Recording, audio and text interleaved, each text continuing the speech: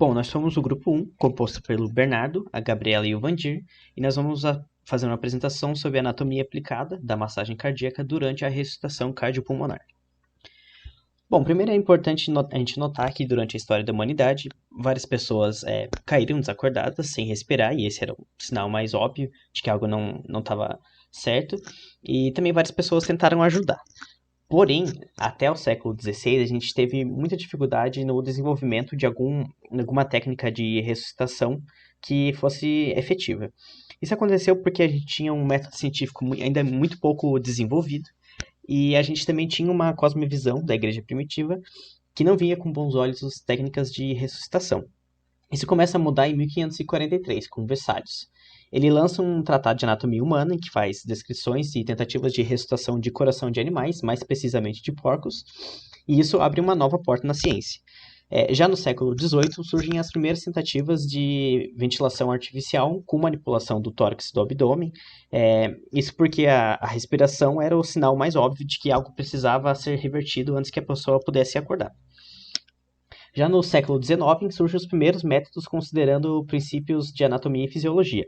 O Moritz Schiff ele é considerado o pai da ressuscitação moderna. Ele fez uma descrição em coração de cachorros de que a compreensão do coração poderia gerar um pulso carotídeo. E aí, a partir disso, começam a surgir as primeiras técnicas. Já em 1948, a National Academy of Science nos Estados Unidos promove estudos para pegar a técnica que fosse mais eficaz. E nessa época a técnica de Rosen-Nielsen ela é a escolhida. Essa técnica ela consistia em colocar uma pessoa em decúbito ventral e fazer uma pressão no dorso. Já em 1960, o Judd e o Knickerbocker eles fazem a descrição da técnica moderna. Isso dá início a uma corrida por estudos adicionais que tentassem combinar junto com técnicas de ventilação artificial. E o Committee on Cardiopulmonary Resuscitation Emergency passa a organizar e a estudar e melhorar a técnica até chegar nos dias atuais. Uma parada cardiorrespiratória, segundo a Associação Americana do Coração, é reconhecida pela ausência de atividade mecânica cardíaca, confirmada pela perda súbita de consciência, ausência de movimentos respiratórios ou uma respiração anormal com ausência de pulso detectável. As ações realizadas nos primeiros minutos após a identificação de uma PCR, eles são essenciais para a sobrevida desse paciente. Então, dessa forma, o suporte básico de vida, ele define uma sequência de procedimentos primários que são adequados para salvar vidas enquanto você não tem acesso a um suporte avançado de vida. A primeira coisa a ser feita é garantir que o local seja seguro para a realização de uma PCR. Então, se a pessoa estivesse, por exemplo, em uma via de trânsito ou em um local com risco de desabamento, é importante que você remova a vítima para um local seguro, até para que você também não se torne uma outra vítima. É muito importante a checagem da responsividade e da respiração da vítima para o reconhecimento imediato de uma PCR. Então, se a vítima estiver sem pulso, não estiver respirando ou estiver com uma respiração agônica, que é uma respiração caracterizada por movimentos respiratórios assíncronos, que não são efetivos, com alta amplitude, curta duração e com alguns períodos de apneia subsequente, é importante que você contate o sistema de emergência, no caso o SAMU, e inicie a RCP de alta qualidade. Apesar de ser muito importante a checagem do pulso, esse procedimento não é muito enfatizado, porque estudos mostram uma dificuldade tanto por profissionais de saúde quanto para leigos para identificar, para detectar o pulso, sendo que para leigos isso pode demorar muito mais tempo e isso implica na sobrevida da vítima, porque quanto mais tempo demorar para começar a reanimação cardiopulmonar, menor as chances de ter uma sobrevida do paciente. E o uso do dispositivo de desfibrilação assim que disponível. As manobras em si, de reanimação cardiorrespiratória, são importantes você saber quando fazer, como fazer e quando parar. Quando fazer, eu já tinha dito, quando a vítima estiver inconsciente, com respiração ausente ou respiração agônica e sem pulso central, se você conseguir detectar esse pulso, ou não, né, no caso. E aí, para a realização da RCP, o socorrista ele deve se posicionar ao lado da vítima, com os joelhos afastados, isso para ter uma maior estabilidade durante os movimentos. Afastar ou, se possível, rasgar a roupa para deixar o tórax desnudo, para ser melhor visualização.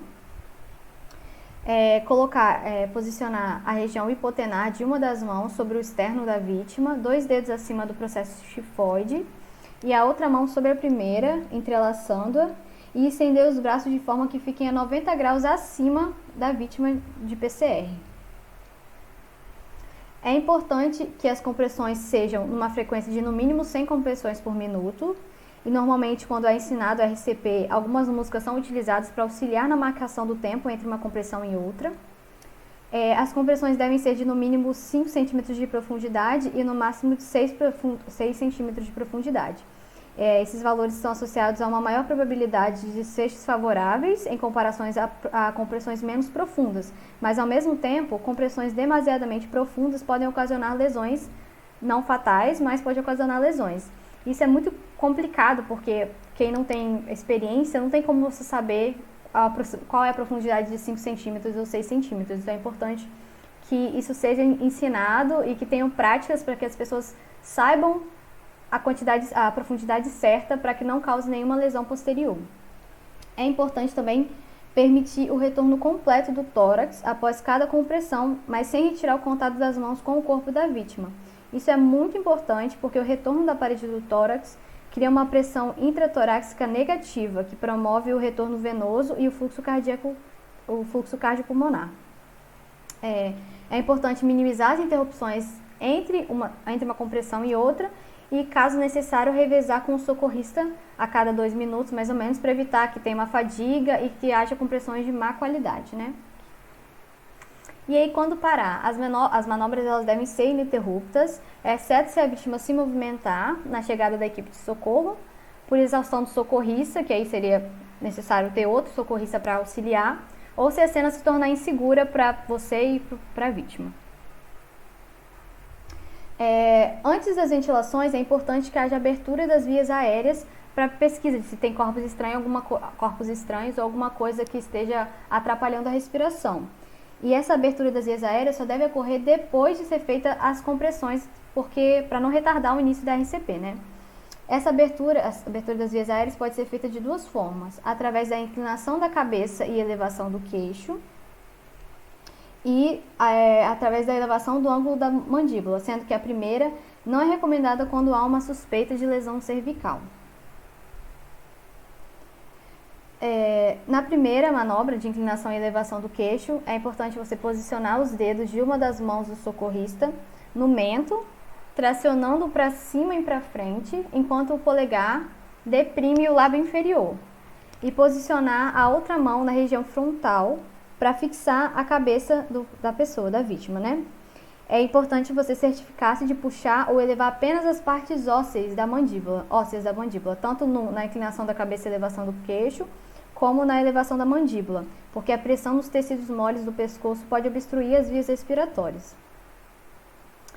A segunda manobra é a manobra de inclinação da cabeça e elevação do queixo. Você tem que posicionar os dedos do socorrista do início do ângulo da mandíbula, iniciando pelo dedo mínimo, seguindo os outros dedos, e com o polegar em cima do osso zigomático. E, enquanto isso, projetar a mandíbula para frente, enquanto os polegares deprimem o lábio inferior, abrindo a boca e permitindo a investigação de corpos estranhos, como uma dentadura ou alguma coisa que a pessoa possa estar estava comendo na hora. E essa manobra ela é importante porque a manobra de tração no trauma permite que o socorrista abrir as vias aéreas com pouco ou nenhum movimento da cabeça e da coluna cervical e visualizar a cavidade. As ventilações elas são aplicadas na proporção de 30 compressões para 2 ventilações e elas são ventilações de apenas 1 segundo.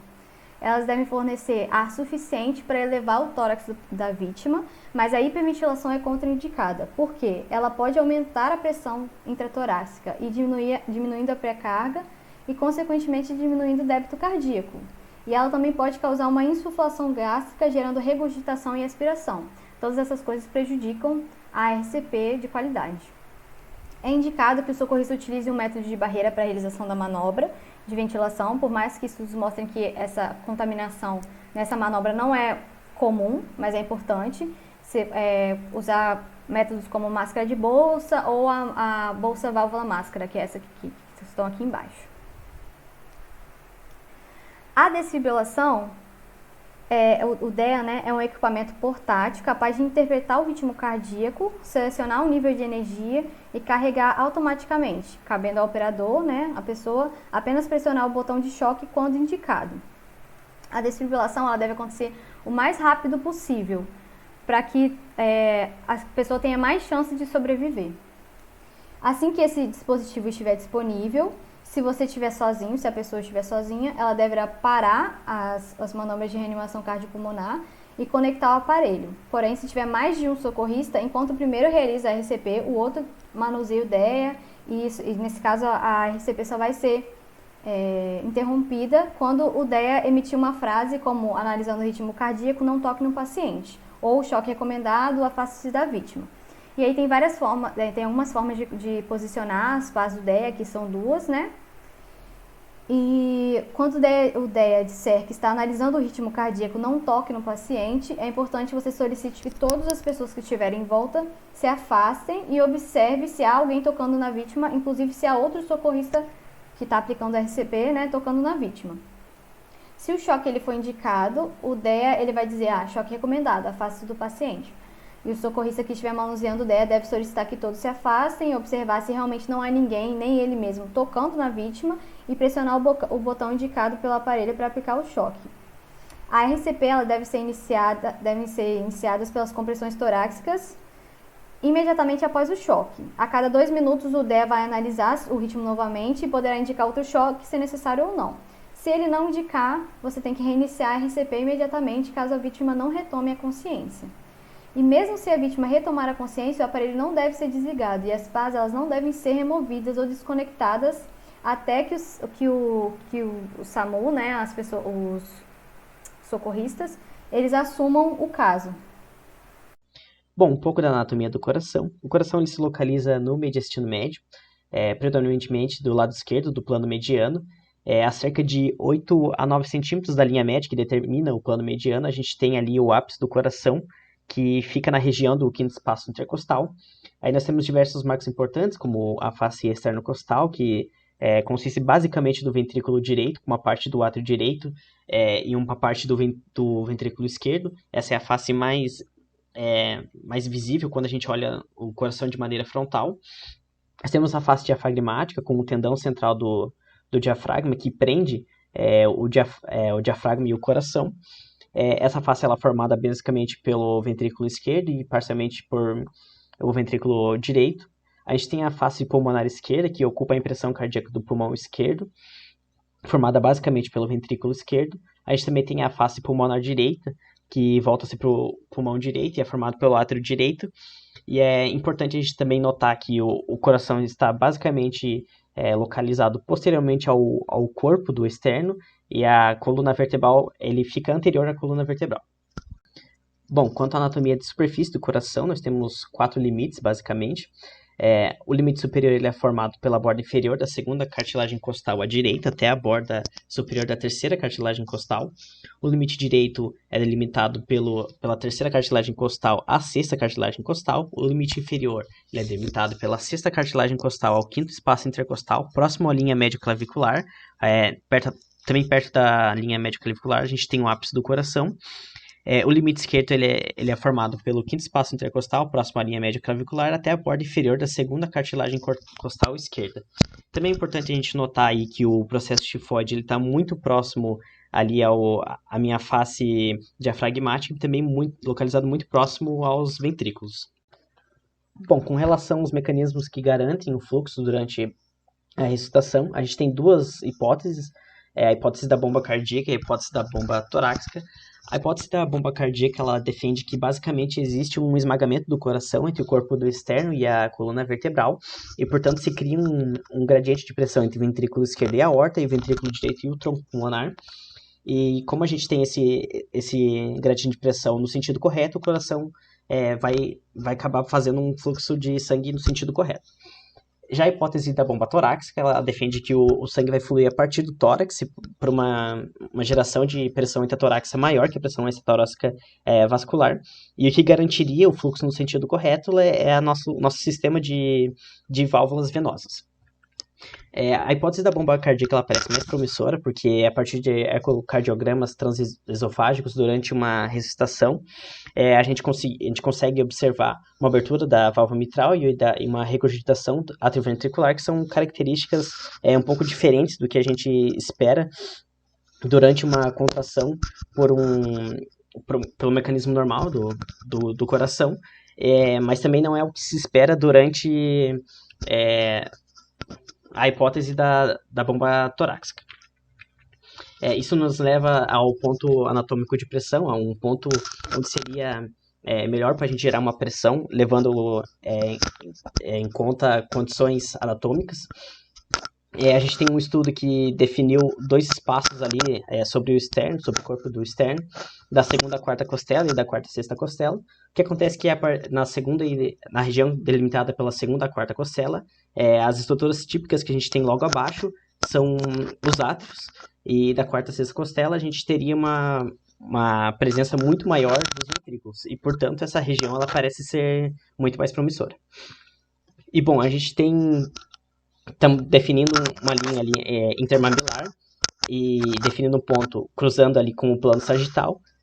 Esse não seria um ponto ideal, seria um pouco mais abaixo, na região da junção externo-xifoide, não tão abaixo que chegue ao xifoide, mas não tão acima lá do corpo do externo. E bom, aí a gente tem determinantes anatômicos e fisiológicos para uma boa ressuscitação. Bom, ela deve começar o mais breve possível para evitar danos maiores ao corpo. Essa massagem ela deve gerar um bom gradiente de pressão entre o ventrículo esquerdo e a aorta, o ventrículo direito e o tronco pulmonar. Existe uma importância muito grande aí em características da nossa massagem. Primeiro que a gente tem que ter o retorno completo do tórax e do corpo do externo à posição normal, porque isso garante para a gente uma geração de pressão intratorácica negativa, que vai garantir um retorno venoso, que faz com que o coração se encha um pouco mais e tenha um fluxo um pouco mais forte. A frequência mínima tem que ser observada de 100 ciclos por minuto. Essa frequência também não pode ser tão alta no sentido de atrapalhar o fluxo gerado ali pela compressão do tórax. E a gente tem que ter uma boa perfusão cardíaca, que parece ser a principal característica que faz com que a circulação normal retorne. Algumas variações anatômicas podem provocar complicações ou diminuir a efetividade da massagem cardíaca na ressuscitação. Nessas imagens de corte no plano mediano por tomografia computadorizada, a linha verde se situa na altura da linha intermamelar, uma referência topográfica importante no posicionamento das mãos durante a massagem cardíaca. Idealmente, essa linha deveria passar pelo ventrículo esquerdo para uma maior eficiência nas compressões, como mostrado na figura D. Porém, existem algumas variações. Na figura C, ela passa pelo trato de saída do ventrículo esquerdo, na B, pela raiz da aorta, e na A, pela parte ascendente da aorta. Essas variações diminuem a eficácia da massagem cardíaca e podem favorecer a ocorrência de lesões. Uma variação anatômica extrema e rara é a destrocardia. Essas imagens de tomografia computadorizada são de uma paciente de 34 anos que deu entrada no hospital com uma pancreatite que evoluiu para parada cardíaca. Os intensivistas realizaram ciclos de massagem e o primeiro choque, mas sem sucesso. Enquanto o intensivista continuava a massagem, outro fez um ecocardiograma e descobriu a destrocardia. Houve então um reposicionamento das mãos na massagem e também dos eletrodos no segundo choque, com subsequente retorno da circulação espontânea e do ritmo sinusal. Depois, verificaram que se tratava de um situs inversus totalis, com outros órgãos também espelhados, como mostra a figura 2. Repare que o fígado se encontra à esquerda e o baço à direita. As lesões decorrentes da massagem cardíaca podem ser classificadas em 4 grupos: cardíacas, vasculares, da parede torácica ou pulmonares. Entre as cardíacas, destacam-se o hemopericárdio, onde ocorre um acúmulo de sangue na cavidade pericárdica, podendo levar ao tamponamento cardíaco. Lesões no sistema de condução do coração e do pericárdio também têm alta incidência. As lesões vasculares mais comuns são nas artérias coronárias, chegando a quase 40% de incidência. Pode ocorrer também laceração, dissecção ou ruptura da aorta, em 1,5% dos casos. Mais raras ainda são as lesões nas veias cavas, com menos de 1% de incidência. As fraturas mais frequentes são das costelas, em 30% dos casos, e do externo, em 15%. Essas lesões podem estar associadas a outras mais perigosas, como lesões no pericárdio e na pleura, podendo gerar pneumotórax, hemotórax ou embolias pulmonares gordurosas, em quase 20% dos casos. Obrigado. Essas foram as nossas referências.